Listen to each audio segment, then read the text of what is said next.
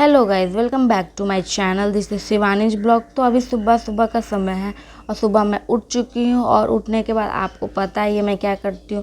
सबसे पहले अपना लिस्ट निकालती हूँ वो डे वाला, एंड देन उसमें एक डे कट करती हूँ और सोचती हूँ कि फिर से एक नया डे ओपन हुआ है जो कि बहुत ही एनर्जी और मोटिवेशन के साथ मुझे स्टार्ट करना होगा। चाहे मुझे पढ़ने का मन करे या नहीं करे, मुझे पढ़ना होगा क्योंकि एग्ज़ाम बहुत ही पास है। अब प्रोकास्टिनेट नहीं कर सकते हैं, पढ़ना ही होगा। चाहे सोकर पढ़े, चाहे दर्द में पढ़े, या किसी तरह से भी पढ़ना तो होगा ही। तो फिर मैंने उसे कट किया एंड देन मैंने सोचा कि मैं अब टू डू लिस्ट बना लूँ।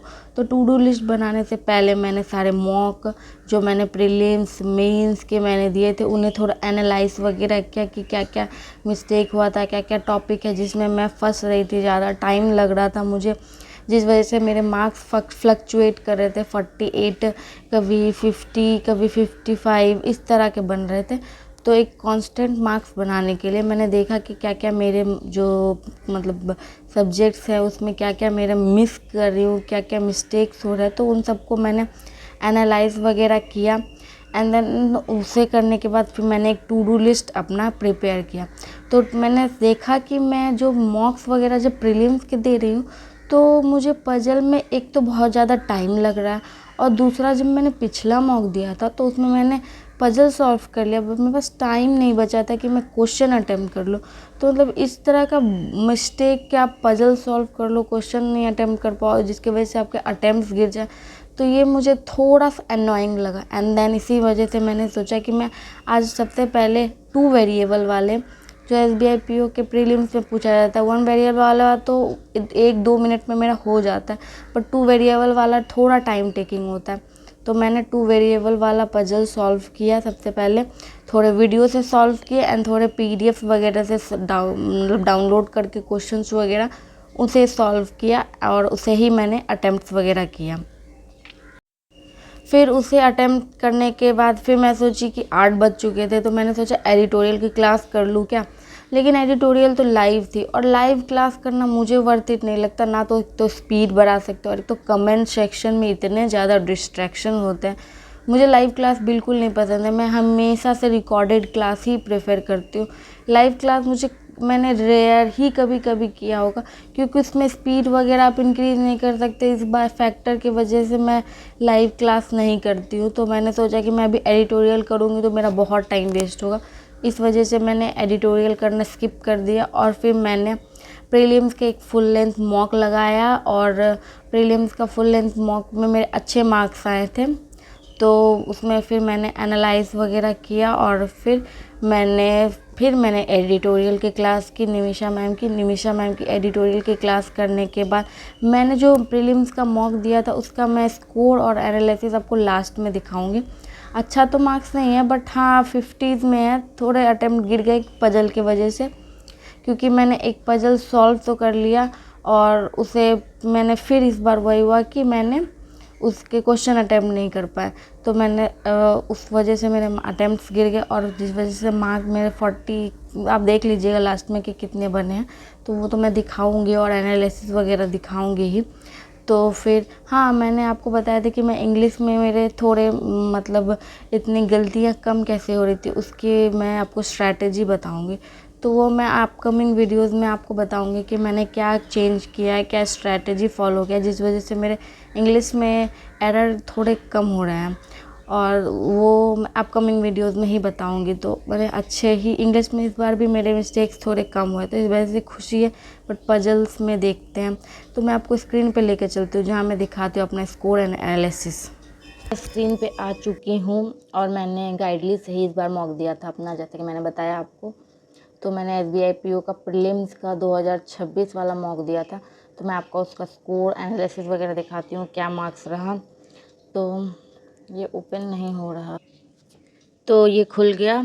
SBI PO का प्रीलिम्स का 2026 का मैंने फुल लेंथ मॉक दिया था।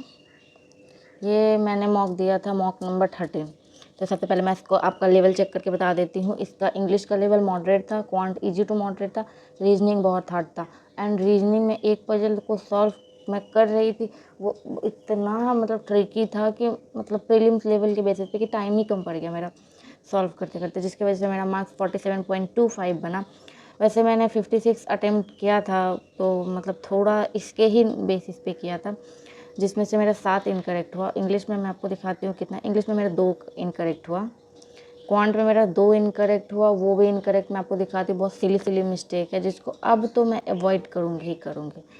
तो फिर ये एंड थर्ड मेरा है, ये रीजनिंग में मेरा 3 रॉन्ग हो गया। तो मैं आपको दिखाती हूँ सॉल्यूशन। तो सॉल्यूशन में मैं आपको सबसे पहले दिखाती हूँ कि इंग्लिश में मैंने 2 क्या क्या गलत किया। पहला, यहाँ पे the new manager capricious leadership style give the, तो फिर मैंने सोचा कैप्रिशियस का मीनिंग तो होता है कि मैबैरिक होता है, जो थोड़ा सा केयरलेस वगैरह होता है, या थोड़ा घुमाक्का टाइप होता है जिसको किसी चीज़ से कोई मतलब नहीं होता, तो उस तरह का। फिर मैंने सोचा ये एरेटिक लीडरशिप होगा, जो खराब लीडरशिप होगा, टू एंटिसिपेट हिज कैप्रिशियस डिसीजन। फिर मैंने ए और बी को मैंने किया था, तो मैं आपको दिखा दूँ कि ए बी को किया था, लेकिन यहाँ पे कोई रिप्लेसमेंट रिक्वायर्ड नहीं है, तो ये इस वजह से यहाँ पे ये गलत हो गया। और फिर इसको मैंने सी को डी कर दिया, डी को सी कर दिया, तो जिस वजह से ये रॉन्ग हो गया। बट ये नहीं करना था, एंड ये नहीं करना था, तो फिर ये रॉन्ग हो गया। एक ये रॉन्ग हुआ और एक ये। मैं यहाँ पे institute of panicking when the sudden market crash threaten the firm's investment, the veteran broker manage to keep his chin up या कीप हिज हेड। तो keep his chin up means to be prouded, और मतलब अपना मतलब बना कर रखना कि मैं अब कोई मतलब बहुत ही ज़्यादा क्या इंथुजियाज्म होना और बहुत ही ज़्यादा इनर्जेटिक होना कि अब कुछ भी गलत नहीं करूँगा। कीप हिज हेड मतलब मेंटेन करना, तो काम रखना, मेंटेन करना, कंपोज होना, तो यहाँ पे कीप हिज हेड होगा। तो इन दोनों में थोड़ा सा माइन्यूट डिफरेंस है, जिस वजह से ये गलत हो गया। तो फ्रेजल वर्ब का ही है। मैंने आपको पिछले बार भी कहा था कि नहीं आता तो स्किप कर दें, वैसे गलत ना करें। इसमें मैंने वही थोड़ा सा रॉन्ग कर दिया था। जब मैंने इसका सारा DI वगैरह सॉल्व कर दिया, तो लास्ट वाले में मैं यहाँ पे मुझे 50% मोर पे क्लिक करना था, बट मैं 50% लेस कर दी, इतना कॉन्फिडेंस आ गया, जिसकी वजह से ये रॉन्ग हो गया। देखिए दिखा देती हूँ, मैंने 50% लेस पे क्लिक किया था, यहाँ 50% मोर होगा। सेम DI है जो उसका पिछला वाला मैंने सही किया, तो सेम ही है। और दूसरा रॉन्ग मैंने किया था, सेम DI में सॉल्व किया था, 785 पे मैंने क्लिक किया, बट 775 होगा। मतलब कैलकुलेशन में मेरा थोड़ा सा हाथ मतलब थोड़ा सा कन्फ्यूजन में के चक्कर में, थोड़ा सा फास्ट होने के चक्कर में मैंने यहाँ पे रॉन्ग कर दिया। वैसे मेरे 18-20 मैंने अटेम्प्ट कर दिए थे, तो सही थे। एंड रीजनिंग में मेरे 3 मैं आपको दिखाती हूँ। सबसे पहले तो ये वाला DI, ये वाला पजल जिसका मैंने आगे सही किया था, ये उसी तरह का जो सिली मिस्टेक है वही हुआ। और ये तो मतलब वो इतना बड़ा ब्लंडर है, मतलब इस तरह के क्वेश्चन मैं जनरली गलत नहीं करती, लेकिन इस बार मेरा गलत हो गया। इस तरह के क्वेश्चन में सबसे पहले अटेम्प्ट करती हूँ, क्योंकि इसमें मेरा श्योरिटी रहता है कि मुझे 1 मार्क्स तो मिलना ही मिलना है, तो इस वाला क्वेश्चन तो मैं अटेम्प्ट करती ही करती हूँ, बट फिर गलत हो गया। एंड देन ये वाला मैंने नाइदर 1 नॉट 2 होना चाहिए, बट मैंने बोथ 1 2 कर दिया था। पता नहीं क्यों मैंने इस क्वेश्चन को गलत किया, मुझे समझ नहीं आ रहा। अभी भी मैं इस बात को सोचती हूँ कि इस तरह के क्वेश्चन मैं गलत कैसे कर सकती हूँ। मेरा ये मिस्टेक और ये मिस्टेक जो है वो मुझे समझ नहीं आया कि मैंने कैसे कर दिया, जबकि मुझे नहीं करना चाहिए था। इस तरह के मिस्टेक वगैरह मैं नहीं करती हूँ। तो मेरा एक्यूरेसी 88% रहा। मैंने टोटल 20 मिनट्स का टाइम वेस्ट किया, वो वेस्ट नहीं होता है एक्चुअली, जो गलत होता है उसके भी टाइम को मतलब वो एडअप कर देते हैं। तो इस तरह से रहा। और सब सेक्शनल में नंबर ऑफ़ अटैम्प्ट दिखा दूँ। इंग्लिश में मैंने 24 अटैम्प्ट किया था, कॉन में मैंने 20 अटैम्प्ट किया था, और रीजनिंग में मैंने 12 अटैम्प्ट किया था। हाँ, रीजनिंग में मैं आपको दिखाती हूँ कि कौन सा एक पजल था जिसे सॉल्व करने के चक्कर में मेरे मार्क्स और इंक्रीज हो सकते थे, बट वो नहीं हुए। तो वो था पेंटागोन। ये तो मैंने सोचा नहीं मैंने करूँगी। एक तो ये वाला मैं नहीं, ये वाला मैंने अटेम्प्ट ही नहीं किया था। ये भी नहीं अटेम्प्ट किया था। ये तो हाँ, ये वाला, इस वाले में मैं, आप इस क्वेश्चन को देख ले, ऐसे बनाना है तो आप बना ले। ये यहीं तक है क्वेश्चन। इस वाले में मुझे बहुत टाइम लग गया, अप्रॉक्सीमेटली हमको लगता है 6 मिनट, कितना मिनट लग गया होगा पता नहीं, बट हाँ 5-6 मिनट के ऊपर ही लग गया था। और मुझे 1 मिनट और मिला था, मैंने ये पजल सॉल्व कर लिया था, बस मुझे क्वेश्चन पे क्लिक करना था, उसका ही टाइम नहीं बचा मेरे पास। तो जिस वजह से मैं बहुत ज़्यादा अपसेट हुई कि मतलब पजल सॉल्व कर लिया बट टाइम नहीं मिला क्वेश्चन सॉल्व करने का। मतलब मैं सोचती हूँ कि ऐसा एग्ज़ाम में ना हो कि पजल सॉल्व कर लिया और टाइम ना मिले क्वेश्चन में, मतलब ये वाला जो फीलिंग होता है ना, ये एक स्टूडेंट ही समझ सकता है जो मेहनत करके एक पजल को सॉल्व करे, उसको क्वेश्चन को नहीं बना पाए। तो ये जो फ्रस्ट्रेशन होता है, ये जो रिग्रेट होता है, ये सिर्फ और सिर्फ एक स्टूडेंट समझ सकता है। तो वही मेरे साथ हुआ, आप इस पजल को सॉल्व कीजिए एंड इसे बनाइए इस तरह के, क्योंकि 2 वेरिएबल ही आते हैं। मैंने तो देख लिया कि 2 वेरिएबल ही आते हैं।